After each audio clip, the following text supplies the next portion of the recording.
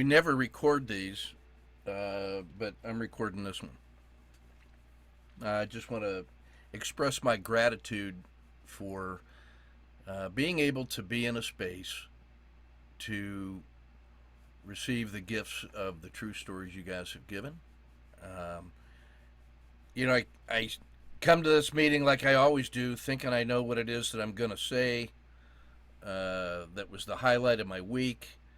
Ready to just share that for whatever it's worth, and I trust you guys enough to figure out if it's whatever it is. And so just the release of that is what clears the space, and you feel good.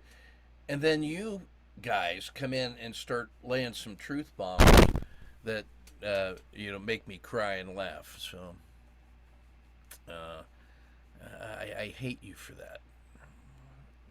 But there it is. What are you gonna do? So these were my highlights this week. We're puttering around the house, getting ready to do some structural work, and the concept of load-bearing members um, arises, because that really is what tells you what you can actually do. I mean, you're going to do some work, but what shapes what you can do is where are the load-bearing members in your structure. So that was in my mind. And yesterday, we were at a hail and farewell for our department, and two guys that I admire as much as I admire Latham. Um, One announced his retirement, Mark Wagner. Bill, you'll know him. And so I was watching 41 years of combined federal service in the Army and teaching get ready to walk out the door, and he was in tears because trying to say what that feels like to a room full of guys that kind of know what that feels like is difficult. And in the line, I just said, Mark, it was a privilege for me to work with you, and I'm going to give you the highest praise that I can give you, and that is that ever since I've known you, you've been one of the department's load-bearing members, meaning that you're just holding things up and make it possible for other people to do what it is that they want to do. And Niels Erikson is exactly like that as well. Uh, Doing things without being asked, doing things they didn't have to do, doing things that caused them a lot of personal effort and some grief, and not being recognized in traditional ways for that, except in the only way that matters, and that is through acknowledgement from people that are part of it. And so it was with some sadness that I get ready to watch those two guys leave, and we thought about all the names that had been there before and going on. So that was yesterday. We also had a barbecue competition, which was another good reason to go. And I was thinking also of the soccer academy this morning, and what we learned this week. I started off each session with and end it with, "All right, guys, what do I want every week?"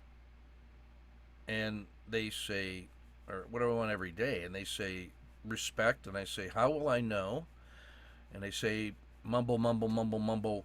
We listen to everything you say, coach." And the mumbling is part of it because they think that's funny. Mumble, mumble, mumble, mumble. Listen.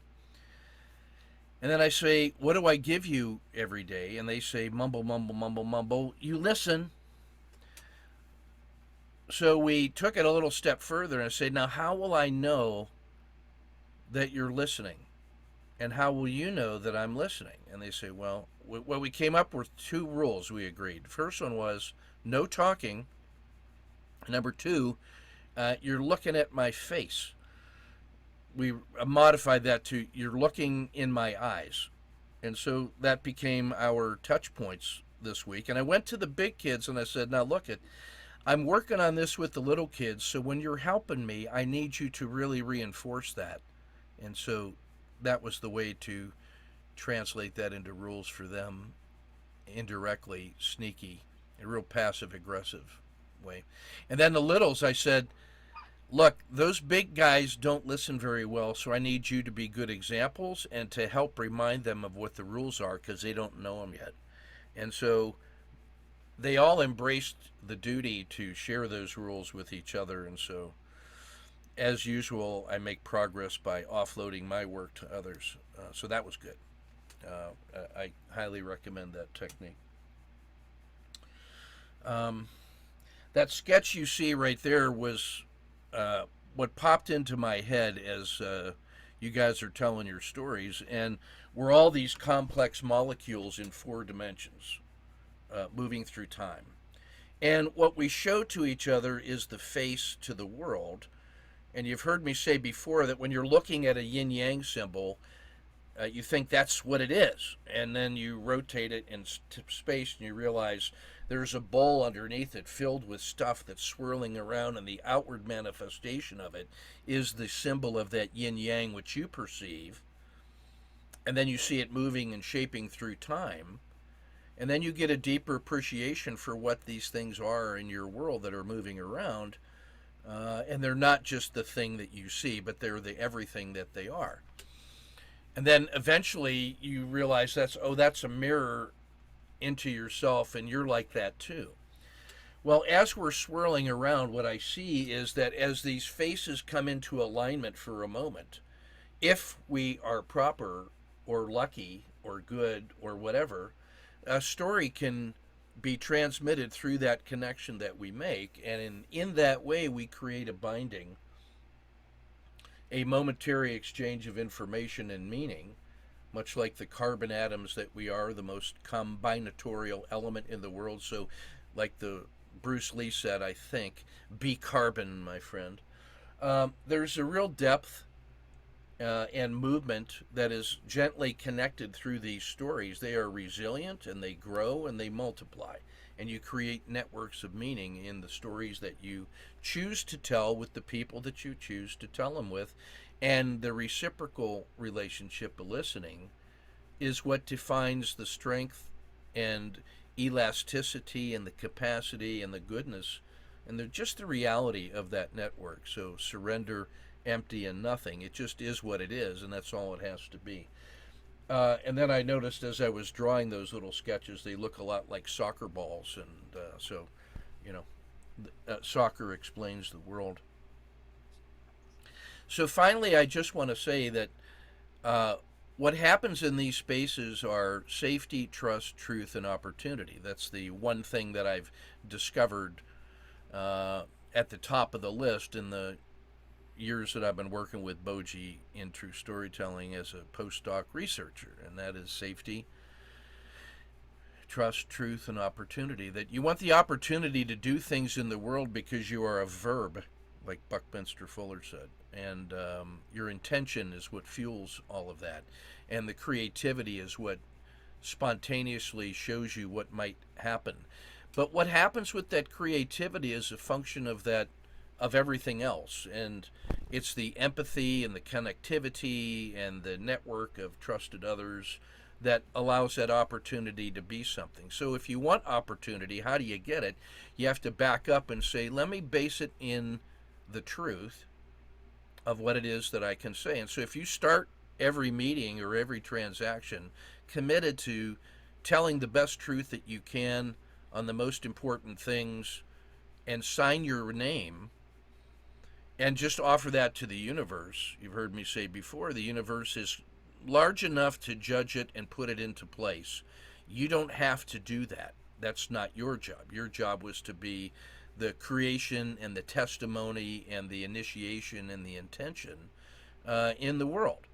And that's all you have to do, which is a relief because there's so much of everything else that there is to do.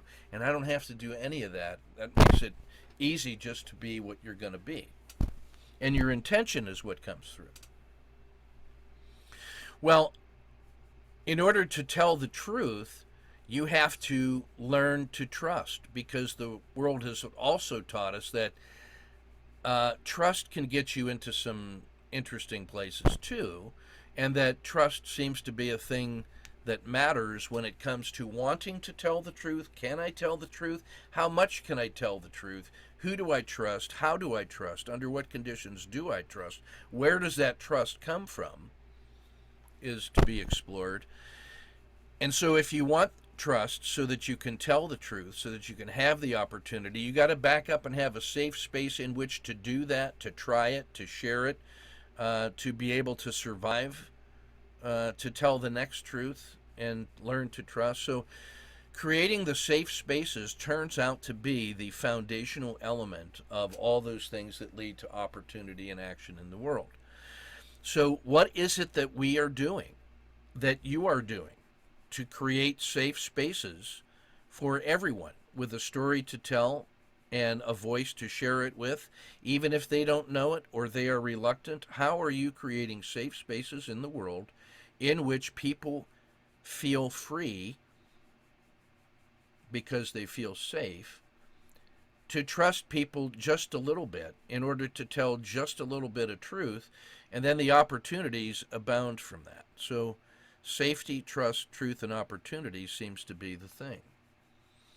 So Mark Mitchell, who is Angus Fletcher's grad student, is going to bring Magical Roadshow of the stories of identity to the world. And he was here last week, and he is profoundly connected now to true storytelling and is going to incorporate that into his traveling roadshow. He's coming to Kansas, and we're going to do something magical, and I got him connected to Tom Hardison, and we're going to do something amazing with this kid, and he's going to connect true storytelling to his magical stories of identity to help people see that they can change who they are, and they can change who they think they are and what other people think they are through the selection and telling of personal stories of identity, wherever they come from. Or, do you choose the stories of yourself, or do those stories choose you, or is it a partnered arrangement where you are co-creating your stories which co-create you? I think that's the case. So I'm going to lay the opportunity out there to say that those of us in the sound of my voice that are interested in exploring those ideas in your state as a sponsor of his work, which is easy to do and will be interesting and powerful in result, just contact me and we'll get this thing moving. It's how you change the world one story at a time. And I'm just committed to doing that stuff because it's the best thing that I can think of right now. So I'm going to do my best on it and assign my name. And this is part of it, is making this recording for you to hear, so that I'm accountable to it at this moment. You got to make artifacts so that you can scale and leverage and make a difference in the world. And if you want to change the world, you need purpose, action, and artifacts. You need an intention, purpose. You need to do something, act, even if that action is nothing but reflecting. And you need an artifact so that you can scale and leverage with a tool. You can move the world.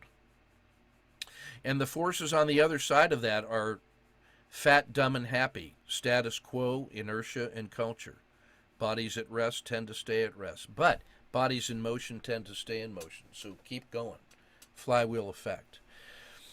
And the status quo makes you happy enough that you don't want to change it really by doing all the things that it takes to do to commit fully and do it. The status quo is making you happy enough that you're able to accept the unacceptable, is what I say to myself. Do I? Yeah, I do. I don't like it. And then the culture is one that defines what it is we normally do and how we do it and where we go and how we make sense of all that stuff. And I'll take either side of that argument that you want. Do you think the culture is smart? I'll suggest the culture is dumb. You think the culture is dumb? I think the culture is smart because it filters out all of the non-committed ideas. That the culture acts like a barrier to ensure that only those that are fully committed can get through that boundary, that barrier, that thick skin. That's one of the ways that we've survived this long, that only the committed get through. So if these are in a balancing point, and purpose, action, and artifacts lead to the forces of good, yin, fat, dumb, and happy, culture, status quo, and inertia, yang. The moderating variable in that is leadership. And that's why I told the generals yesterday, sir, your leadership is fat, dumb, and happy until you get skin in the game for the forces of good. You got to show me that with action that where you have skin in the game that you're committed to something. And I mean by skin in the game that you are risking personal and professional loss on the outcome of what it is that we're going to do. If you don't have skin in the game, then you're just talking. And then I know which side of the teeter-totter you are on. So change my mind, sir. And I'm all in. And I'm all in because that's what I told him in public. So we'll see. I hope I have it. We'll see if the locks are changed on Monday. So those are the things that I wanted to say in this, and the little sketch that I wanted to share, and just thank you guys for being who you are and challenging me to do my best work and to stop just talking. But that's what you make me want to do, is you make me want to be a load-bearing member. So, you know, so I'm signing my work and doing my best.